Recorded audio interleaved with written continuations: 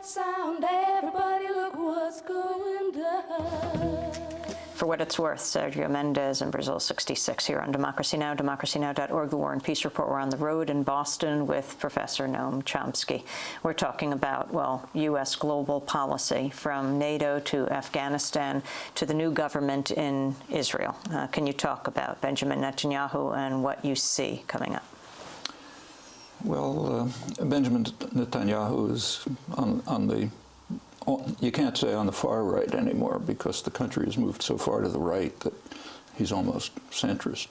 To the far right is his foreign minister, Avigdor Lieberman, who has made his first pronouncement yesterday. He said that Israel has no responsibilities for any previous commitments, not the Annapolis commitment to eventually form some sort of Palestinian state, unclear what, only to the roadmap. That was reported yesterday in the press. Now, what's Israel's commitment to the roadmap? He knows very well. The roadmap is the famous decision of the quartet, U.S., Europe, Russia, and the United Nations, a couple of years ago, which sort of laid out vague plans for what ought to be done. It's worth looking at them, but put that aside, because it really doesn't matter. Because as soon as the roadmap came out, Israel formally accepted it and instantly added 14 reservations, which completely eviscerated. One of the contributions of Jimmy Carter's book on Israel-Palestine was that he was the first, I think, to give public attention to the Israeli reservations. They're in an appendix to his book, bitterly condemned book, but nobody ever mentioned the one major contribution. In effect, Israel said, we'll sign the roadmap, but we're not going to observe it, because here's the conditions. So, for example, one condition is that nothing can happen until the Palestinians end, of course, all violence, but also all incitement. So anything critical of Israel. On the other hand, it added, nothing can stop Israel from carrying out violence and incitement. It was explicit, approximately those words. And so it continues. There can be no discussion of the existence of the settlements, in fact, no discussion of anything that matters. That's the roadmap. Now, the U.S. supported that. That means both the U.S. and Israel reject the roadmap. And Lieberman's statement yesterday is, well, that's our only commitment. It's, you know, if we had a functioning media, those would be the headlines. And there's much more to this. President Obama appointed a Middle East emissary, George Mitchell, who's a reasonable choice if he's allowed to do anything. So far, he's only allowed to listen to almost everyone, not everyone. For example, he's not allowed to listen to the elected government in Palestine, the Hamas-led government. Well, it would be hard to listen to them because half of them are in Israeli prisons. But nevertheless, they have voices. For example, they've supported the call for a two-state settlement that the United States and Israel have rejected. So they've joined the world on that. But why are we not allowed to listen to Hamas? Well, because they don't meet three conditions that were established. One is they have to accept the roadmap, which we in Israel reject. But they have to accept it, otherwise we can't allow them into the civilized world. The other is they have to renounce violence. Well, we don't have to discuss the question whether the United States and Israel renounce violence, so we can put that aside. A third, they have to recognize Israel. But of course, we don't have to recognize Palestine, nor does Israel.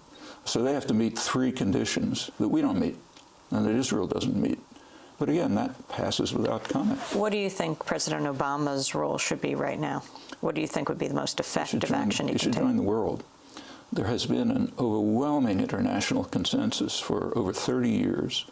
It was made explicit in January 1976 when the Arab states brought a resolution to the Security Council calling for the establishment of two states on the international border, which indeed, the international border up until then was recognized by the United States. It means the pre-June 67 border, and official U.S. terminology when it was still part of the world, in the late 60s, was with minor and mutual modifications, so maybe straighten out some curves.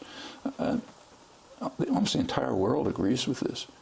It has been blocked by the United States. The United States vetoed that resolution. It vetoed a similar one in 1980. I won't run through the record, but it's essentially the same up till now. So what President Obama should do is, in fact, what President Clinton did in the last few weeks of his administration. It's important to recognize what happened then. There were negotiations in Camp David in summer of 2000, which collapsed. Clinton blamed Arafat, the head of the Palestinian delegation, for the breakdown. But he backed off of that pretty quickly.